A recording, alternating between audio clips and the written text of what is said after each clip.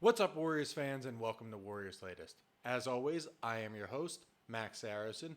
Don't forget to like, subscribe, and hit that notification bell if you enjoy the show today, as I do post new Warriors videos daily.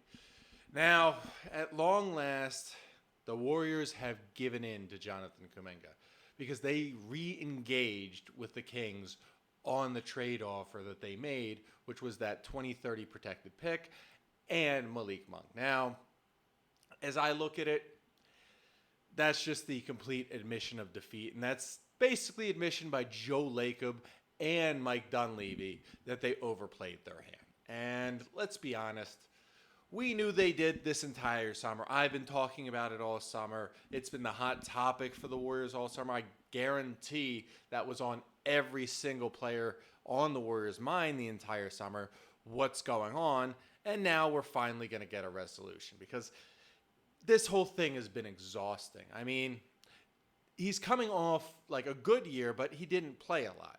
And you figure if you don't play a lot, you will take the money instead of bet on yourself. And I guess in the end, he was willing to bet on himself so much that he would have skipped media day and probably pushed back that deadline until a trade was done. And then if that didn't work, sign the qualifying offer, giving the Warriors the middle finger. And if you do that, and you're a championship chasing team, that's not something you want in the locker room, especially to start off the season. Because the Warriors, when they start the season, they got to start it off hot to show that they have that singular mindset. It's what happened back in 2014-15. We know it's what happened in 15-16. God, we rang off so many straight wins that season. It was something to behold. It was a 73-win season, of course it was.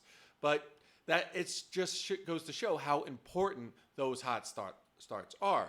And it doesn't matter what Kuminga could have done. Like he could have signed a 3-year. He could have signed that 3-year deal, come back and average 25 a game, 5 rebounds and 5 assists. But with that mindset, I just don't think he would be the same asset. They'd be empty numbers. I don't know how they would be empty numbers, but they would be just completely useless because they wouldn't translate to wins. You know what it would be? He'd be taking shots away from Steph, taking shots away from Jimmy, and just stagnating the ball movement. And that's just not what the Warriors need to win a championship. So at least now with re-engaging the Kings and kind of admitting defeat, it's like, all right, what's the other plan? We know we're getting a protected pick that's way down the line, so let's call that a tradable pick, and we're getting a solid three-point shooter who doesn't fit our program, but could probably be moved for a different player that fits our program. Now, thinking about that, any deal that's going to involve the Kings, like for Malik Monk and that draft pick, is going to be a multi-team deal because they need to offload the likes of either Buddy Hield or Moses Moody in order to acquire something, or at least to stay under the first apron. Now, I was thinking about that, and I still get the feeling there are plenty of teams that are willing to acquire a solid three-point shooter off the bench at what Malik Monk is shooting at.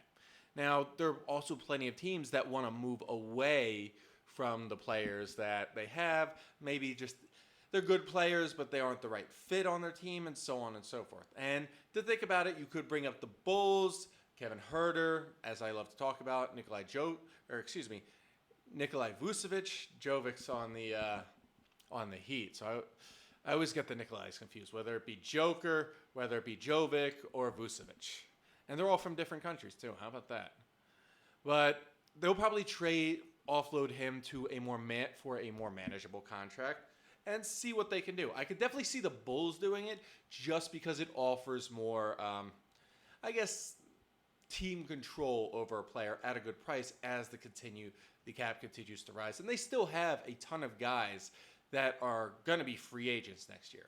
And when it comes down to it, when you have Josh Giddey, especially with the Bulls, he is your cornerstone. Guy like Malik Monk, who's an off-the-ball three-point shooter, that's another asset that could be there, and it kind of offsets Kobe White. Yes, Kobe did have a great season last year, but he's still on an expiring contract, and he's going to command a lot more money.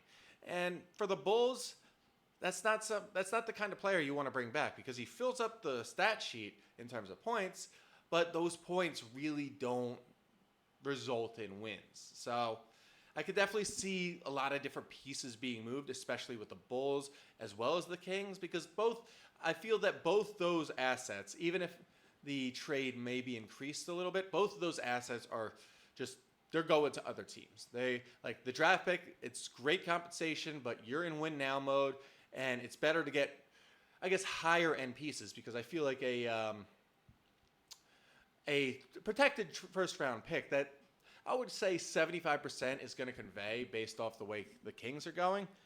It's going to be attractive to other teams who want to offload a player while also not having to take on too much and at least getting some cap.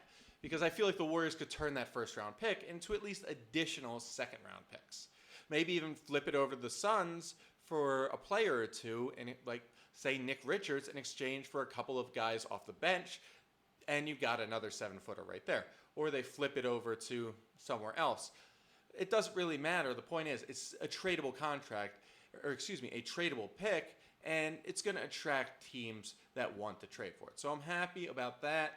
I'm happy that things are going to get resolved, and the Warriors are finally admitting defeat and showing their openness to just say, hey, it's better to lose them for something than nothing at all next summer.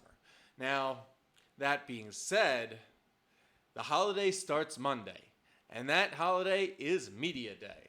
Now, we're going to see the entire team by the time the Kuminga situation is resolved, which likely will be at the end of the weekend. But my biggest excitement isn't any of the players but one. And that one player begs the biggest question. Are we getting a hairdo from Jimmy Butler? Now, in previous years, he has done the craziest hairdo just for Media Day and change it back the very next day. So that is his TV image when he's posted on like national television televised games. But last year he didn't really do it. I think that had to do more with his contract situation in Miami. So I think this year, now that we know he's really going for it, especially after that mini camp a few days ago, I think we're going to see the return of old Jimmy, who loves to have fun with it a little bit too, who was willing to be the Robin, as he says, to Steph Curry's Batman. So I don't know why, but I get the feeling he's going to go with the Island Boys haircut. I have no idea why. Not bleach blonde or anything like that, but it's just going to be looking like a palm tree sticking out of his head, and then it's going to be back to business the next day. Now, if he doesn't, I feel like he might bring the emo look back, or go straight with a man bun. Or you know what? This is even better. If he goes with the Lionel Richie Jerry curls, and I would not put it past him. I could totally see him doing that, and that would be the greatest thing ever.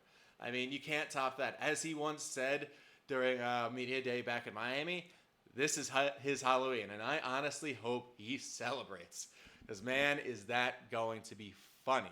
But the bottom line is that, yes, Media Day is Monday. So with Media Day coming Monday, you want to go into, like the Warriors want to go into Media Day knowing what they're doing, knowing where they stand, knowing who's on the roster, and knowing, all right, this is who we got, this is who we could potentially get going through the preseason. Let's get the guys, see where they're at, and then just maneuver from there. Use the preseason as a testing ground for the lineups you want to do. Now, what that means is Kuminga's going to be traded by Sunday, and then you're going to see a flurry of free agent signings finally going. DeAnthony Melton, Gary Payton, Seth Curry, Al Horford. Maybe the 2 draft picks get signed to two-way deals. Who knows? But they're going to do whatever it takes to stay under the second apron, but also moving Kuminga.